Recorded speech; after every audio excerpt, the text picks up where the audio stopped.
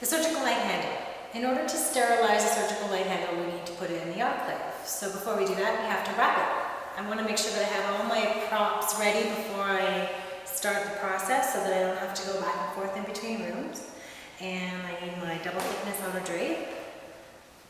Already ready for me. Now these double thickness outer drapes, you're going to find them in square and in rectangle formations.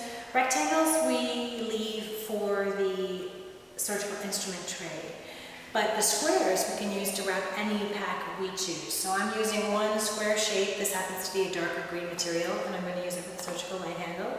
I also have my sting clocks, and I'm going to grab my scissors, string, and my hole punch, because what I want to do is attach the clocks to a string like this. And I need my tape, my autoclave tape, and I need my pen, and I need my lint brush. So, just like every other pack, before we begin, we need to delint both surfaces of the outer drape, because it doesn't matter how sterile the lint is, it's still a foreign contaminant. Once you get into surgery, you don't want anything in the animal hair or lint dropping from the surgical light handle onto the patient.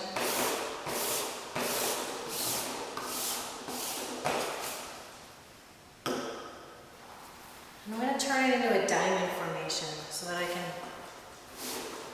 wrap it properly.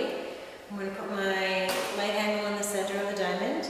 Now what I would do is I would put a hole and tie a string, but I already have one ready. So all I've done is I've taken my hole punch, I've put a hole through the clocks, and I've tied a string on it so I can place it on the bottom. We want to put a string there so that when it's being unfolded, the transfer forceps can be used to grasp the end of the string and confirm sterility before sterile personnel take the handle out of pack. Starting with the corner closest to me, I'm going to use the double thickness outer drape folding technique. And I need to accordion my fold. The corner is aiming in the direction that it needs to be pulled in order to be opened. Same goes for this corner. To release the fold, I would pull it in that direction. Give it a directional arrow. Okay. Now with my last fold, I'm just going to turn this so you can see a little better. I've created a pocket with my first 3 folds. So the last fold, I just tuck the bulk of the material into that fold, and I've left myself a little tongue. In order to secure the package closed for sterilization, we would use autoclave tape.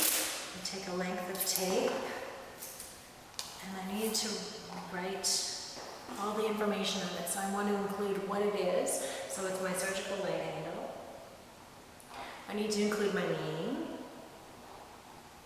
I need to include the date.